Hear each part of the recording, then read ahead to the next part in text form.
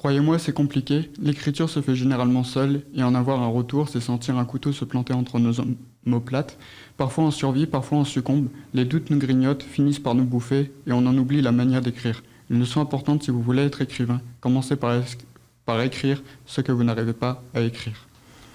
Bonjour, vous êtes bien sur Sensation et vous venez d'entendre un extrait de L'Ombre Noire de Jérémy Pahu. Bonjour. Bonjour. Merci d'être avec nous. Vous êtes auteur et chargé d'édition pour Drakkar Éditions. Oui. Votre dernier livre, dont on vient d'écouter un extrait, L'Ombre Noire, raconte les aventures de Rutherford White, un auteur à succès qui un jour connaît un manque d'inspiration. Il part se ressourcer en forêt quand il rencontre une mystérieuse ombre. Alors votre œuvre L'Ombre Noire, vous l'avez retravaillée pour être rééditée par Drakkar Éditions, une toute récente maison d'édition normande. Alors quelles sont les modifications que vous avez apportées à votre œuvre ? Alors on a modifié essentiellement tout ce qui était de l'ordre des petites coquilles, donc les petites fautes que j'ai laissé passer en auto-édition, et certaines tournures de phrases qui étaient trop complexes pour être comprises. Et l'histoire est restée la même. L'histoire est restée la même. Ouais. Alors ce livre, vous avez mis combien de temps à l'écrire ? J'ai mis 2 ans pour l'écrire en totalité. Donc les premiers mois ont été les plus faciles. Donc en fait, pendant 6 mois, j'ai écrit presque 3/4 du livre. Mais après, c'est là où j'ai vraiment ressenti donc, du coup, tout le côté du personnage. Donc ce qui m'a inspiré toute sa complexité, enfin sa personnalité. Et le dernier tiers du livre, j'avais dit 3/4, ouais, les 3/4, le dernier quart, du coup m'a pris à peu près...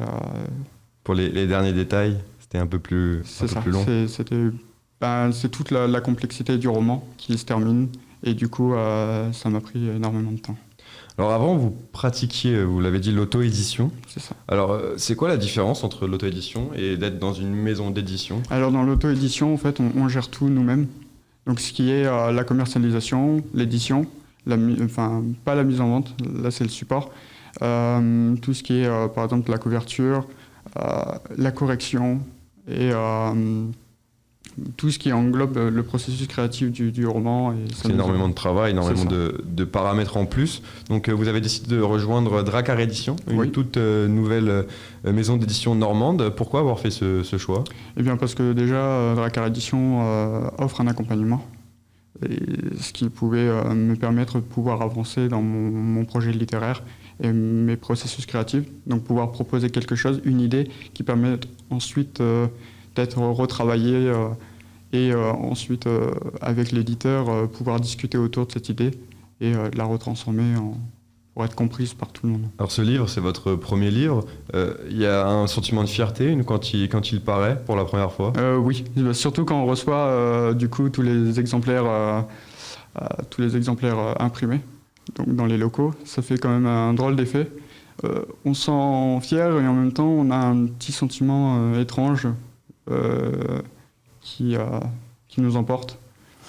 Alors quels sont les auteurs qui vous ont le plus inspiré dans votre parcours ? Alors essentiellement c'est Stephen King qui m'a inspiré du coup quasiment la totalité du roman. Donc le roman se passe dans le Maine, donc le lieu de résidence de Stephen King. Il y a aussi du coup là c'est plutôt dans le côté des films Alfred Hitchcock. Et du côté des jeux vidéo, ça va être beaucoup plus la série de jeux vidéo Silent Hill qui m'a inspiré une ville fictive du roman.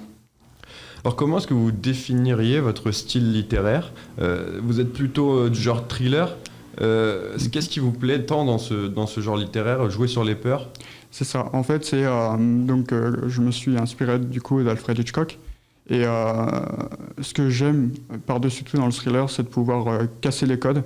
Donc faire tout ce qu'on désire, mais en même temps pouvoir manipuler le lecteur, manipuler tous ses sens, pouvoir briser les conventions peut-être de l'écriture, et en même temps du coup mettre une pointe de suspense dans la trame.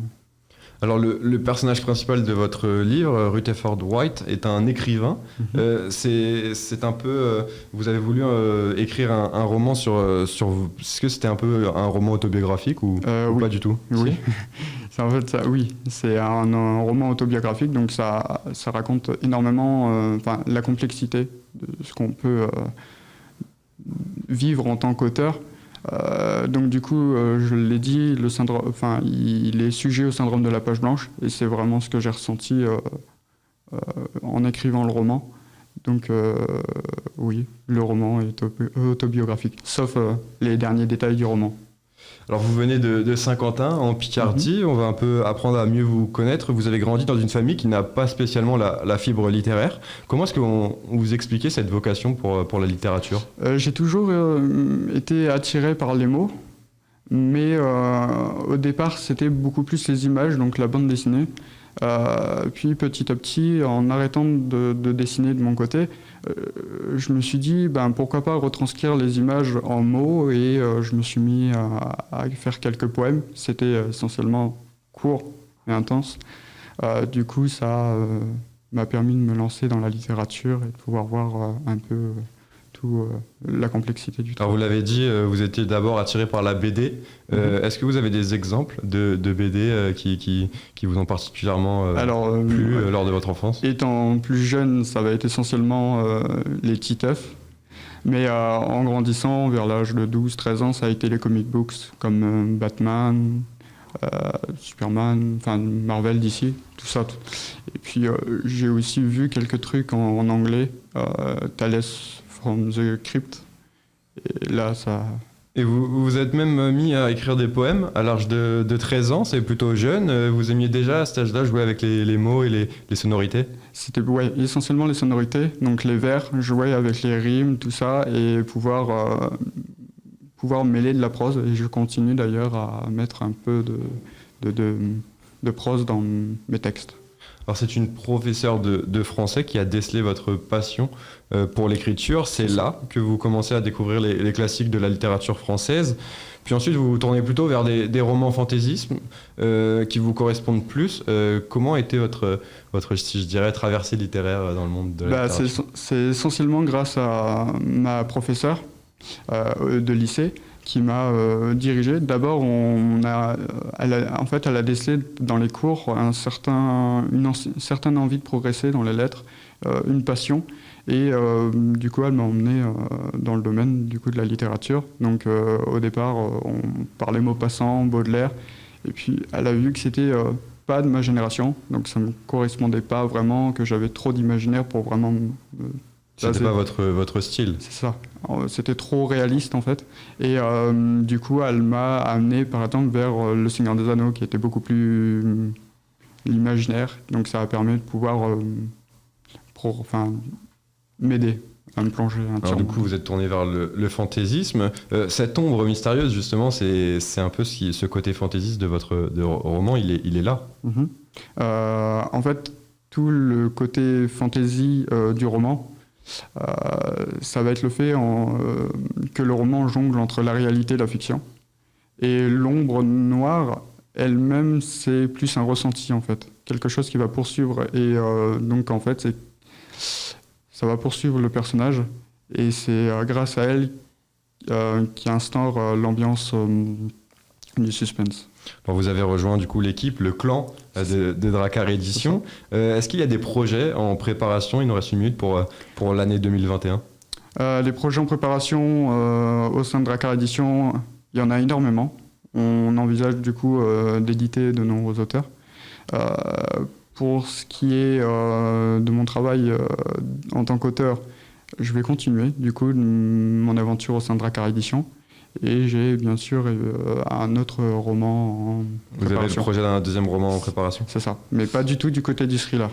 Et vous poursuivez vos études à côté? Oui, en sociologie, deuxième année, oui. Ça vous aide dans l'écriture? Oui, surtout du roman que je suis en train de préparer.